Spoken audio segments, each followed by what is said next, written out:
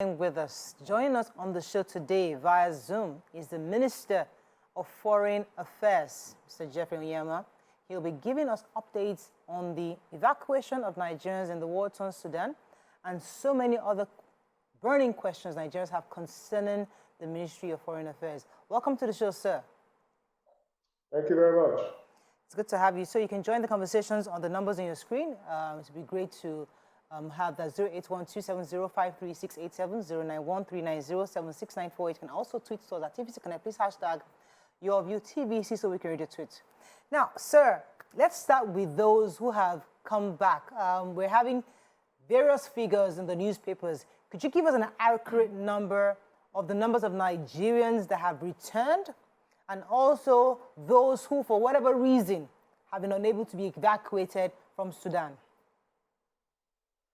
I can't give you an exact figure of those that have come in. I don't have them at my fingertips right now, but it should be in the region of about 2,000. 6,000 Nigerians have returned? 2,000. It should be in that region, the region of about almost 2,000, yeah. Okay, all right. Thank you very much for that. So now, usually it's not the first time we're having these kinds of evacuations. We've had from Libya, we've had from Ukraine, and so many of these things. When they return, what's usually the next step of reconciliation, or how do we get them back into society? Do they just go back to their families, or is there something the ministry does to help with the reintegration into society? It depends on the nature of the evacuees. You know, you talked about Libya, for instance. Now, in the case of Libya, those were trafficked, mainly children. So obviously, you know, what will happen to them when they're received back in the country will be different from, say, those coming back from Sudan, because those are predominantly students.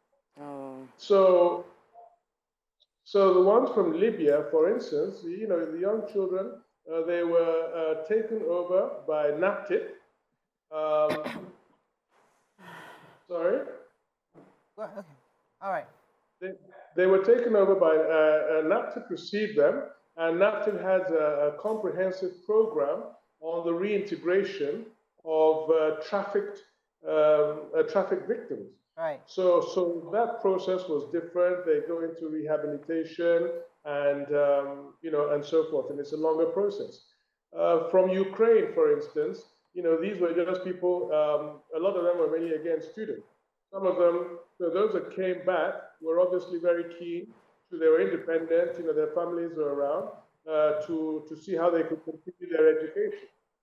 And these ones from Sudan are also, you know, mainly students. So they would essentially just go back to their parents, and they were given some, you know, stipends to help them along. Okay. Okay, sir, I would like to know if, I know you do not have the exact figures for the evacuees that are back in Nigeria, but do you have an idea how many are still left and what is the state that they are in, like their welfare, security? Do we know? And what is the Nigerian government doing about it? Yes, we do know. You know, there are two points of evacuation from Sudan. There was the Egyptian border crossing point, and there we had support from the Nigerian embassy in Egypt, and also from the Nigerian embassy in Sudan at that border. Then there's another point of you know, departure, which is Port Sudan, which is still within Sudan, but you know, on the coast.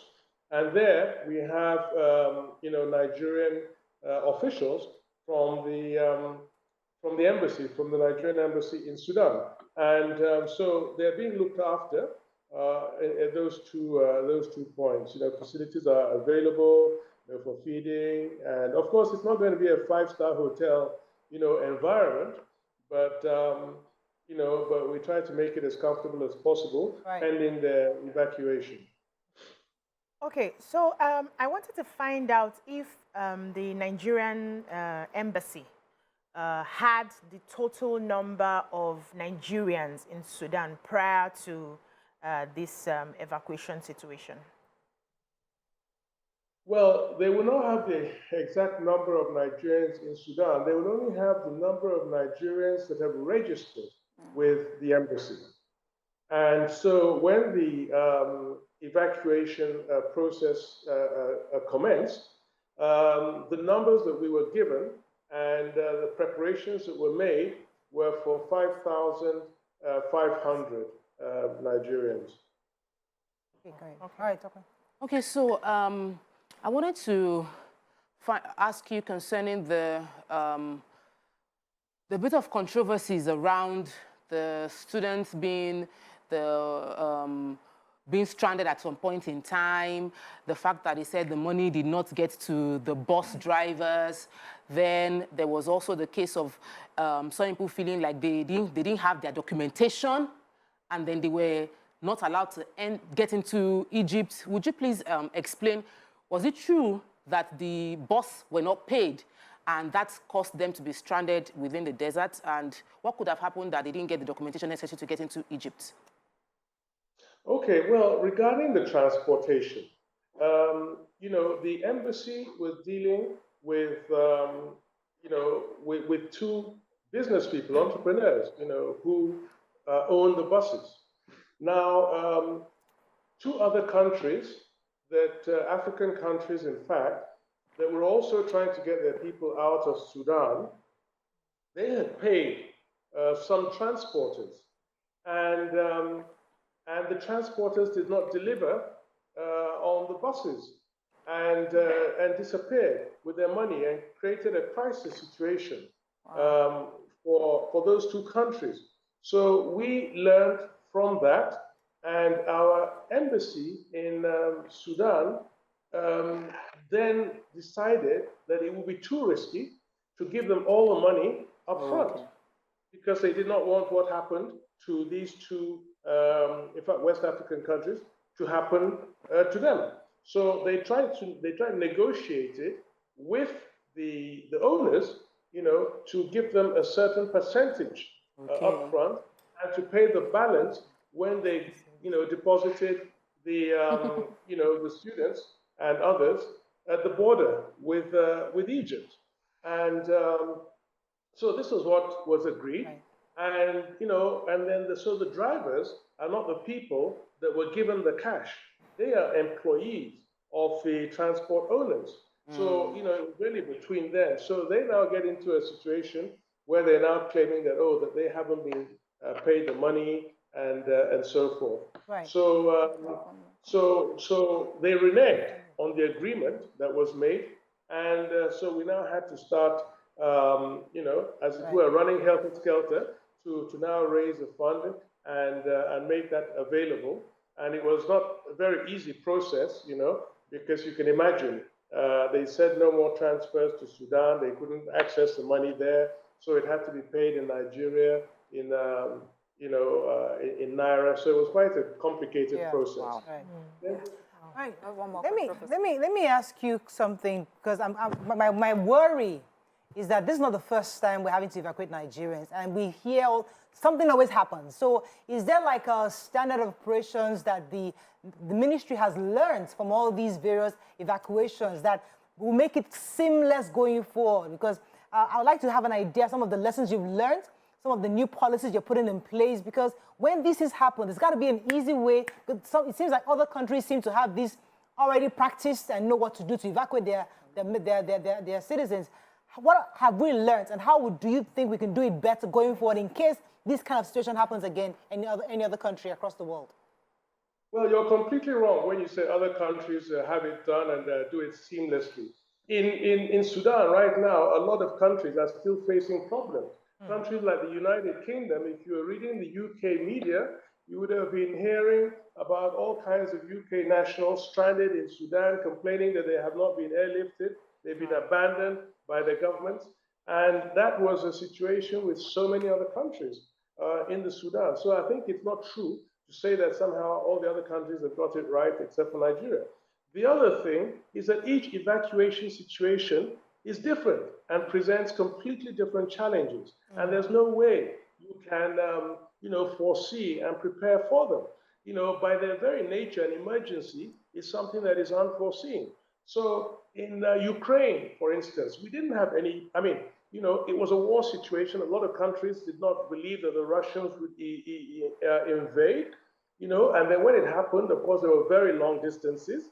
You know, we managed to get our people out, but, you know, at one point there was a problem. They said that at the border with Poland, that Africans or so were not being allowed to. I got on the phone with the foreign minister of Ukraine. He assured me that that was not the case and that they would, you know, take extra measures to see what was happening at the border and to make sure that people could go through. And, you know, and then these people were now going to third countries, you know, Romania, Poland, and as far as Germany and all that. And there's no way you can prepare for, you know, evacuees from Ukraine and how they'll be received in Germany, how they'll be received in Romania, how they'll be received in Poland, you know? So you have to deal with those situations as they arise and you negotiate with those countries.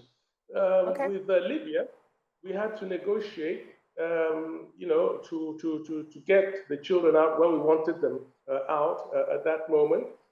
They tried to, the camp where the children were staying, you know, they gave us a false number, you know, giving an indication or indicating that there was a smaller number of, you know, Nigerian children and others there. And until we insisted and found that there were more, and we evacuated them. So it depends. You know, in India, there's those who are deported, or from UAE, for instance, they were deportees. They refused to get on the plane. They started stripping naked and caused a real problem between us and the government of UAE. You know, we had to be very firm with them. You know, so each situation is completely different, and I think there's no master plan for dealing with those.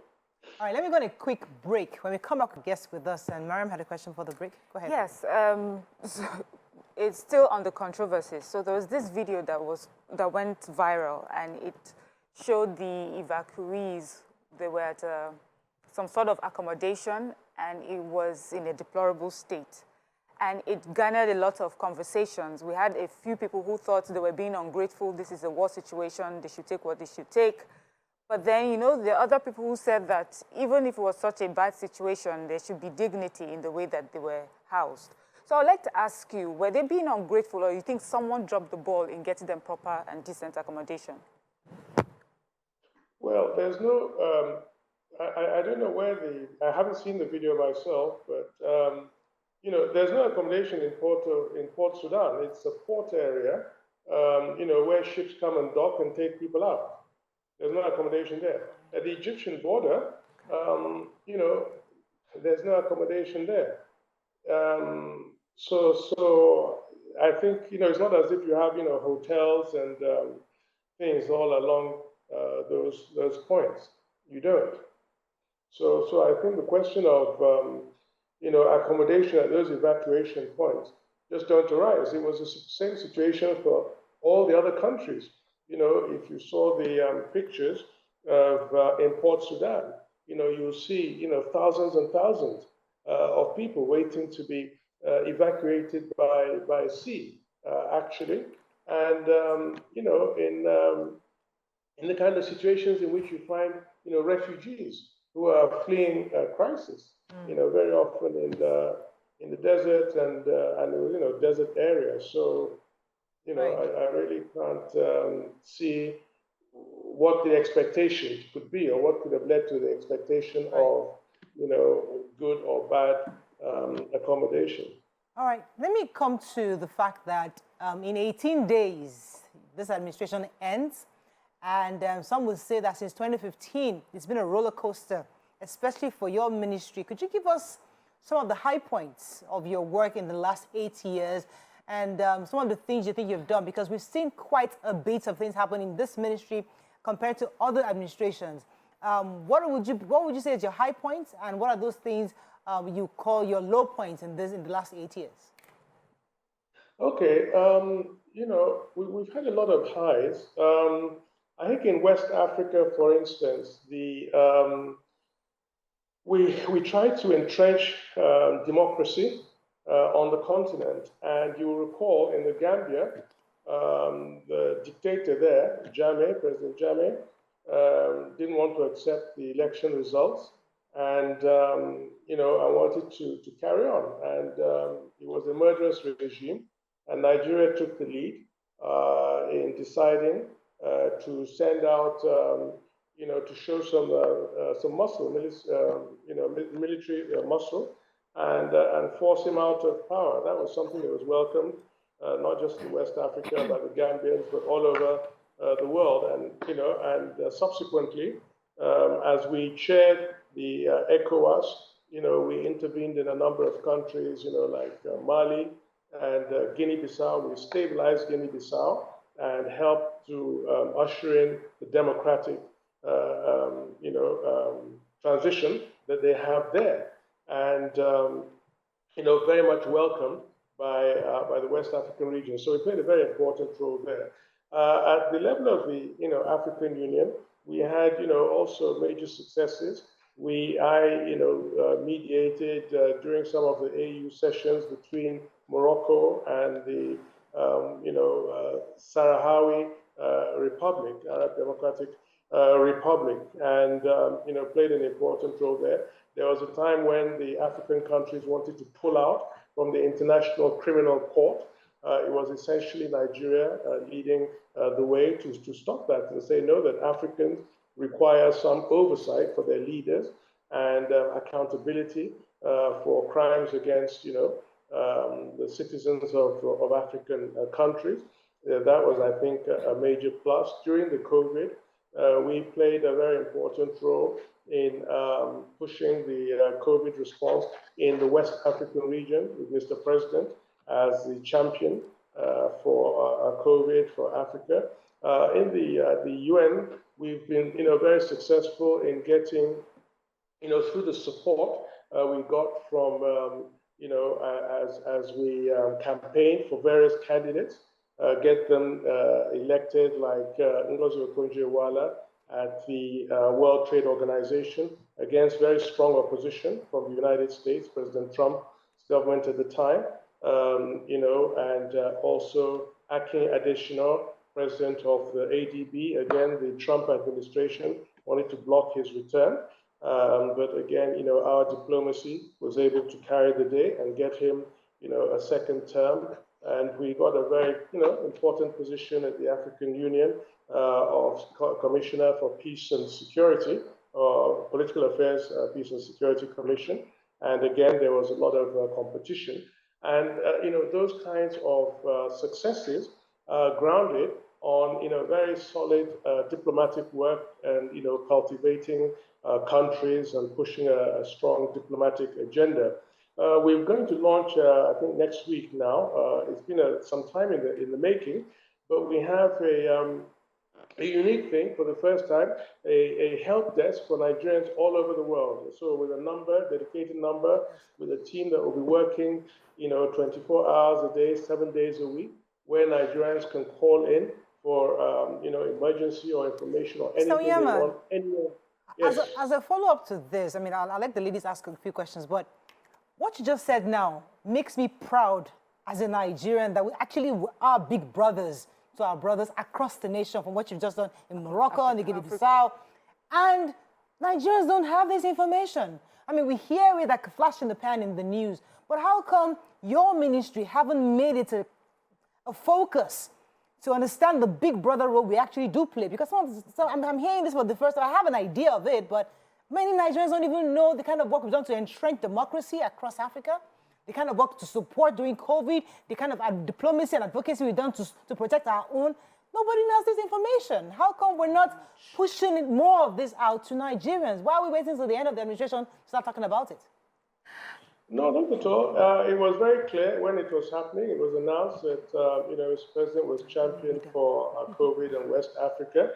Nigeria was lauded around the world for the role we played in entrenching democracy in the Gambia, removing the dictator who was there, And I was on the news virtually all the time as I was doing a lot of shuttle diplomacy to Guinea-Bissau and then also to Mali,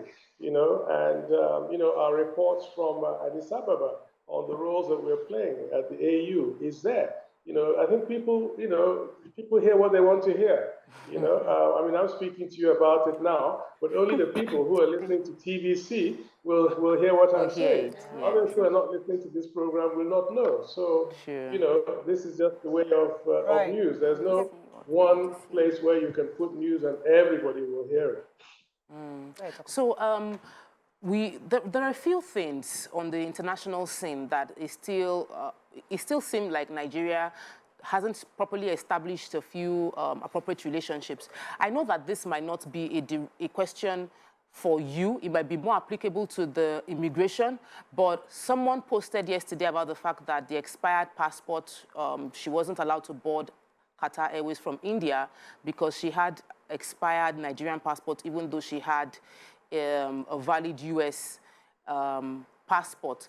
And the challenge is they couldn't reach any Nigerian office to say that it was allowed. She even said she brought out a news report that said that expired passports can be brought into Nigeria. And you said we have help desk around. So my question is, when people find themselves in those kind of situations on foreign soil, who do they reach out to? It's similar to what happened in Dubai as well, where a lot of Nigerians seem to have been forced out of what they could do and they didn't know how to resolve that situation. What would your take be to advise such people in that situation?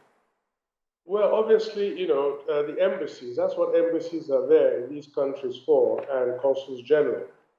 We advise people that when you go to a foreign country, register with the Nigerian embassy there. Let them have your contact and maybe get other contacts. A lot of Nigerians actually don't like the Nigerian government to know what they're doing in various countries. So they shun the Nigerian embassies, and it's only when they have problems that they now start running helter-skelter, trying to make contact.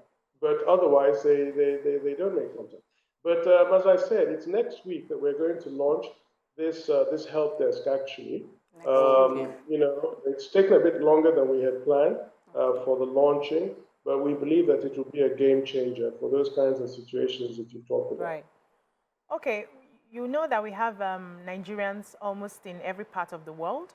I would like to know some of those foreign policy that has protected Nigerians across the world when they have issues and when they don't have issues. Yeah, well, when they don't have issues, what is very helpful, for Nigerians, even to get into countries, is a good relationship that your government has with those countries. So what we have sought to do is to maintain good relations with all these countries so that whenever Nigerians have any kind of challenges, it's easy for us to reach out to them. And I am, for instance, constantly calling my counterparts, all across the world when Nigerians are having problems. There was, I don't know why his name has escaped me, this popular Nigerian musician, young up-and-coming musician, who was detained in Uganda after a concert, what's his name? I forgot his name. So I spoke to my counterpart and had him released immediately. Of course, the social media was awash with why he had been detained, and there was no obvious reason. So we're able to do those kinds of things because of the good relations we have with those countries. And we've done them in a number of countries. In Saudi Arabia, in the UAE, I'm constantly in touch. Even in, with the UK, for instance, even with the Ekweremadu situation, we've been reaching out as government, and to the higher echelon. So you can only do that when you have, good relations with those countries. In Ukraine, for instance, when, they were saying that Africans were not being allowed across the border, I was able to reach out to my counterpart, who's very close to their president. And, he assured me, and truly, they got Nigerians across the border. And there was another place, another enclave in Ukraine, I remember, where, some students were also stranded, and we were able to speak to them and arrange a corridor for our students. So, that's what right. Good diplomacy is. It's under the radar. Of course, a lot of people will not necessarily see it, but, that's what we're doing, day in and day out. Right. And then, we're setting up for, again, we're going to launch it on Monday, a business matching portal. So Foreign Affairs will have a business matching portal where any business person in Nigeria can upload their businesses, and all our missions, we will have trade officers that will, advocate and raise level of awareness in those countries of this portal. So Nigerian businesses, without going through all the, usual obstacles, will have access to the global market. So you mentioned something in passing, Senator Ekweremadu and his wife. I would like to know what your office, if your office is in any way involved in asking for or interceding, because we know that his colleagues, some individuals and institutions are pleading his case. And so I would like to know if your office is involved in that as well. Yes, we were. And also when I was in London, I, before the sentencing, I met at the highest level with the Minister of the Secretary for Foreign Affairs of the UK. We presented our case. We also wrote letters from the ministry. And, we've been in touch with them, and have done everything humanly possible to support a Nigerian in crisis. Not just because he was, former deputy senator, but because he's a Nigerian, and it was our responsibility to engage with the country at the highest possible level to try to help. Okay, I wanted to ask you a question. I sort of mentioned UAE, Dubai, a bit earlier, but I want to, it's our ability to relate with other countries is largely your primary assignment, right? And we have been painted in a bad light within, yes, a few bad Nigerians have painted Nigeria in a bad light, but it seems like Nigeria is getting a very harsh reaction from the UAE in respect to inability to travel. A lot of Nigerians were banned from traveling to Dubai. Some were banned from traveling through Dubai. And it put a lot of Nigerians into making us feel bad to be Nigerians. It didn't make us feel proud of our country. I'm wondering what your ministry, what you have done in prevailing on making that relationship better, especially with other countries that are in that space too, like Qatar and more. Yeah, no, we've been reaching out to them, and with UAE, for instance, we've spoken at length, and we've agreed that we're going to have we will have what we call a joint commission with them, with the different MDAs, ministries, departments, and agencies, to engage with their side and to really look at all the issues, be they education, be they work permits and air travel and so forth, and try to resolve all the outstanding issues between us, and for them to also put on the table what their grievances might be as we put table. So that's what we're going to arrange very soon. I mean, we'll be meeting, even before that, and yeah, of course, we're not satisfied with where the relationship is between our two countries at the moment, but we're working hard to try to, resolve the irritants in the relationship. Okay, there's a question I want to ask, but I'll wait for us to go on a quick break. When we come back, we continue with our discussion. Stay with us, we'll be right back. For staying with us, we still have the Minister of Foreign Affairs with us. So, sir, as we wrap up with you, we know of this Jackpot Syndrome. Many Nigerians are relocating abroad, and as a Ministry of Foreign Affairs, what are your thoughts? How are we gathering data on the number of Nigerians in each country per time? Because we know in the past, people go illegally and just disappear into the system. Are there ways for us to get Nigerians to begin to at least notify the embassy that they are there in case there's a problem? And how are we having data of the amount of Nigerians we actually have across the world? Yeah, well, it wouldn't, it's not for foreign affairs really, we don't have the means to really gather such data. Okay. As I said to you earlier, we can only know the numbers of Nigerians who register at embassies around the world. And as I said, the majority of Nigerians actually don't like to register in embassies around the world. And yes, you're right. A lot of Nigerians are leaving, looking for, greener pasture. But this is, of course, a result of, certain factors, economic, obviously, primarily, and in some cases, security issues. And so the challenge is really for governments, Right. To resolve the economic challenges. We need to deliver, prosperity for our people, and we need to deliver security for our people. Right. And so that is really the challenge we face. And if we can achieve that, then I think Nigerians ordinarily would prefer to stay at home than to travel abroad. Yeah. Okay, so I have my own last question. What would you say in the 8 years that you've been in office, the perception of the Nigerian immigrant is? Like, what was it when you got in, and what would you say in the 8 years has happened, and how has it impacted, how people perceive Nigerians away from home? I sort of term it as the good, the bad, and the ugly.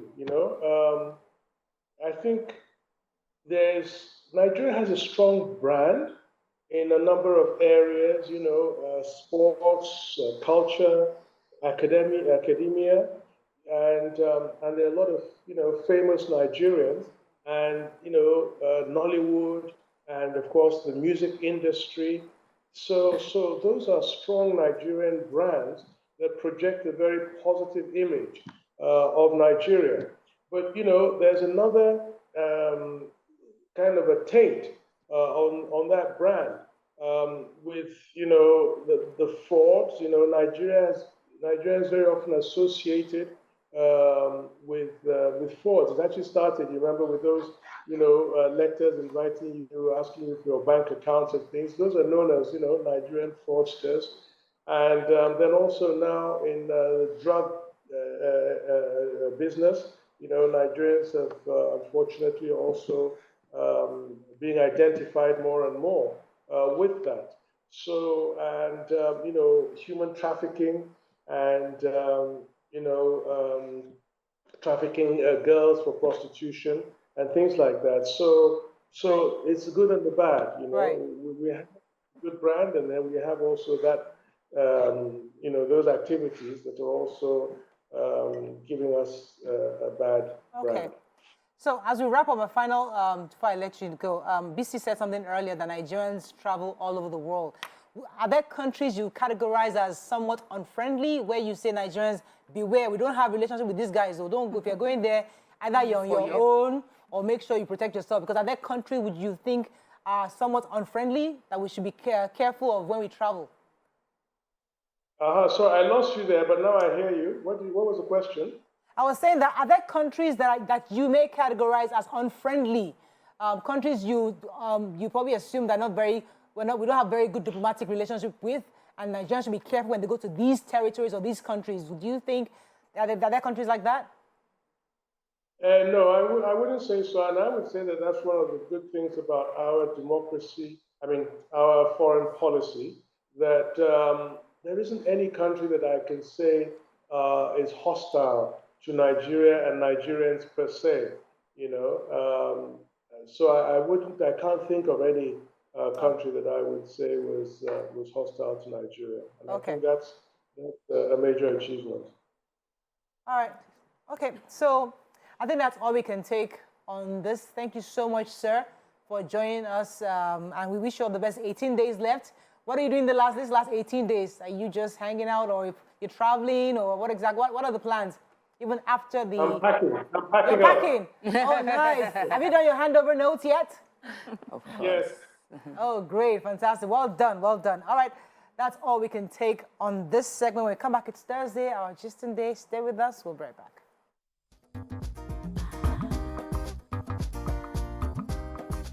Stay tuned. Your View will be right back.